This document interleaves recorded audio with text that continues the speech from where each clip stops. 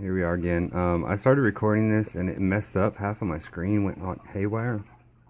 So I don't know. This is a Samsung S5 and it kind of screws up a lot.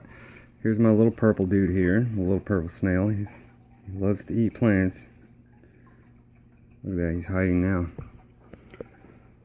First of all, this light doesn't show it on the camera, but I got these as pearlweed. And they staggered and messed up for a long time, and then I grew some in a pot outside of my water, and then I replanted them and I got them to grow back, and they're growing pretty strong. But even though it doesn't show on this camera, the tips of them are pink. So I mean, I'm wondering if that's pearlweed, because I've tried to Google it and YouTube it, and I've never seen it look red on the ends. But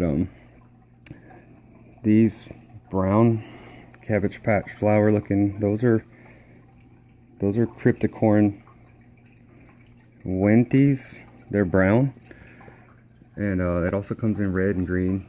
But someone just asked me, what are your plants, and it was too much to type.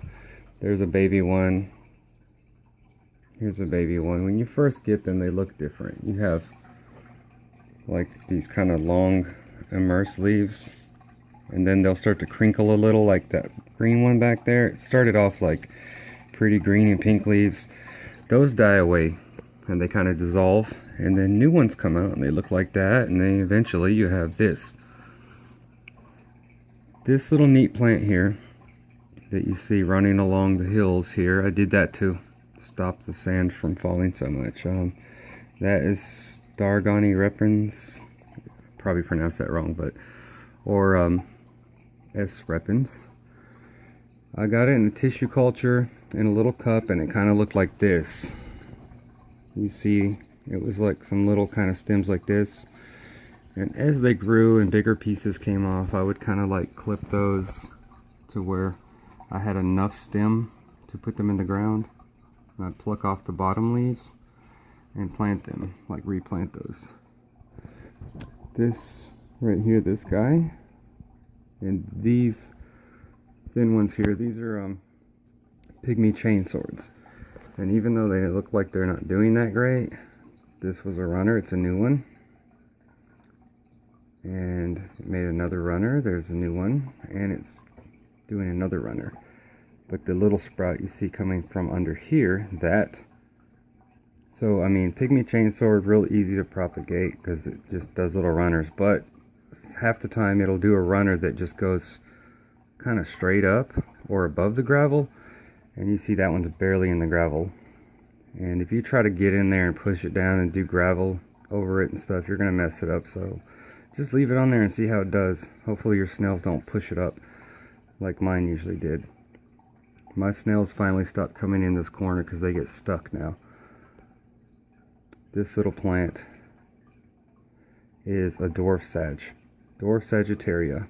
That little baby sprout coming up is from the dwarf Sagittaria. There's one back there. I know this is shaky, sorry. There's some more dwarf Sagittaria. These little babies are runners from this plant and one more big one I had. I took out one of the big ones because it like got all messed up. There's a new runner about to start, and there's a runner in the corner, a little baby, and a little piece here. Every dwarf sedge I've seen in pictures or in YouTube videos are really like tall. These are short. It looks like this is how they're gonna grow, which that's fine by me. Another plant I have in here is Java fern. These Java ferns aren't like most people's that I've seen. They're not giant with black leaves, black veins in them. The part on the end that looks like it's melted is actually new growth.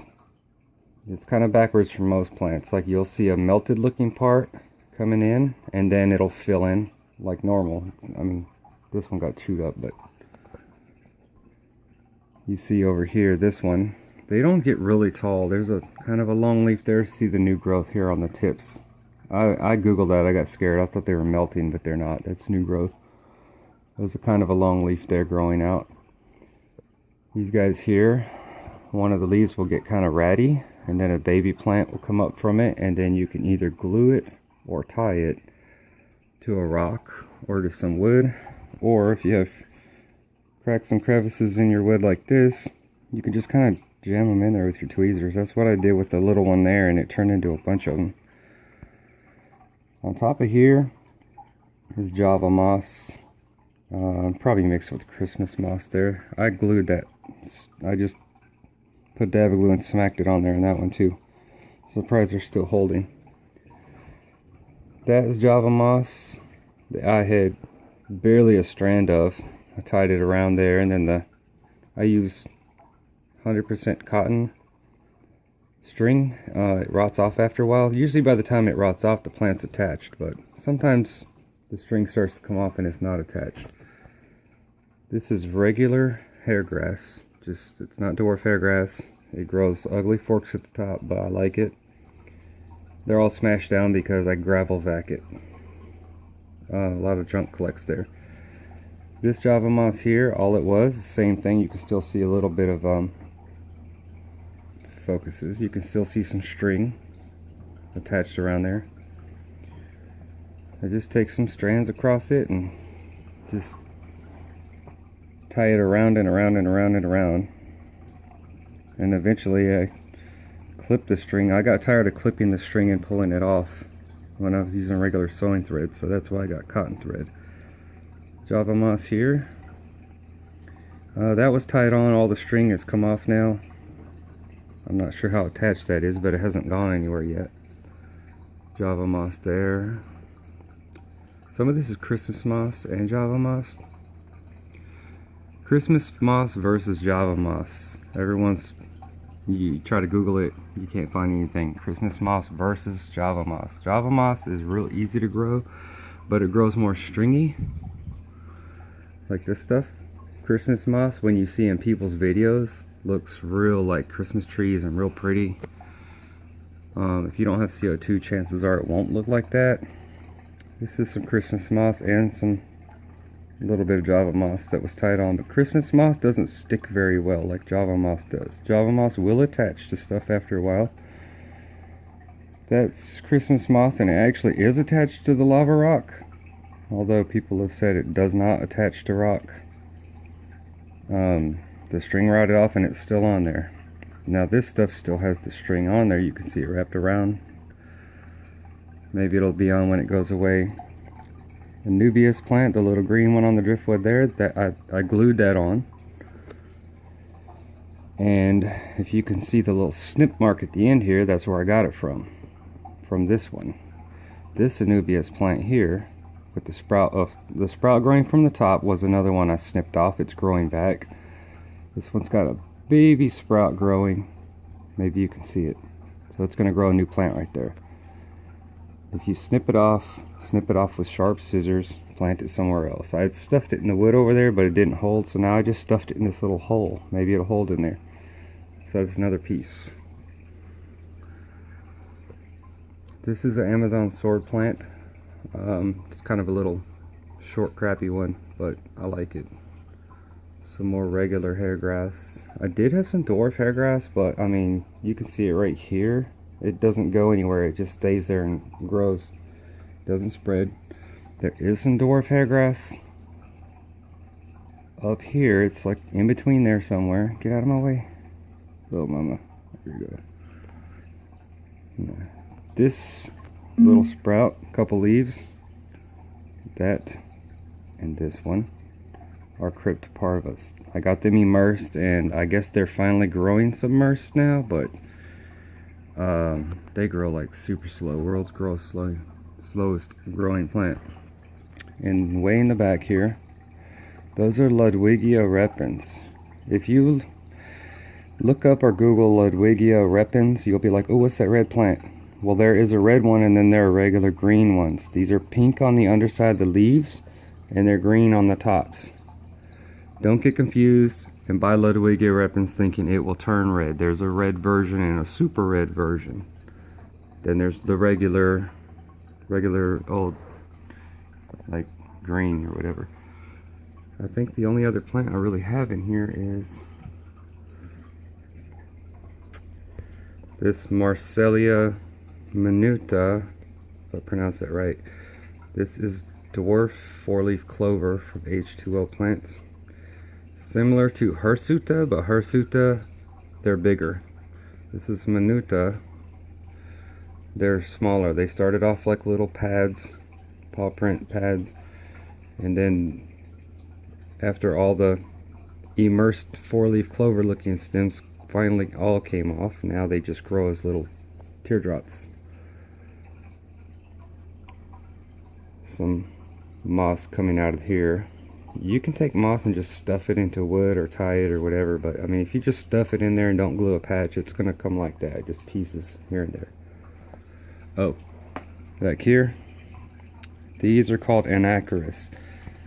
Anacharis are very, very easy plants to keep, and you see those tops on there. When a top gets like that, you can snip the top of the plant off and plug it in your gravel somewhere and it will grow like a new plant. But what people usually don't tell you is most stem plants, like these guys too, if you snip the top off and you want to plug it in your gravel, snip it about 8 leaves high. You got about 8 leaves worth on the piece that you snipped off, and then pluck about the bottom 2 or 3 layers off so you have enough bare stem to put into the gravel. Because the leaves, if you have leaves left on it, that part that you bury in there, those pieces will rot and turn brown. They won't rot the plant. The top of the plant will grow like fresh, nice, pretty new growth, but the leaves that just go to mush under the gravel will turn in, can build up like, you know, brown diatom problem around there, and then make the plant start turning brown just from the water quality around the plant from the rotted leaves. These S. repens, you can almost kind of like bury those even with a leaf buried under the gravel, and it doesn't really matter as much. My Bolivian ram turned out it was still sick. I thought that she was better, and there's only one place to get Bolivian rams in this whole area around here. And when I talked to one of my local keepers around here that's really good with all their fish and plants, she said even in the last few years, like the last 2 or 3 years, every time she got Bolivian rams, they always seem to be sick and something happens to them. So apparently it's like a thing around here. So I got this guy. I got this new little electric blue guy here, and he's really young, but I think he's a guy. When he gets a little bigger and I can tell what it is, I'll try to mate it up. They did have cribs and they did have a pistos, but they only sell them in pairs, and they recommended not buying cribs because they said cribs kind of breed so prolifically that they will always be bullying the tank. See, here's my little purple snail. He's probably going to try to eat that new sprout growing right there. That's what he does. For the most part, it's true, mystery snails don't eat plants, but some do. Each snail's different. You can see the babies. I have some new babies in here. See the little yellow baby one, tiny one? The other ones are getting bigger. And now I got some new ones in here. I saw like two or three, and then today I started seeing like a few of them.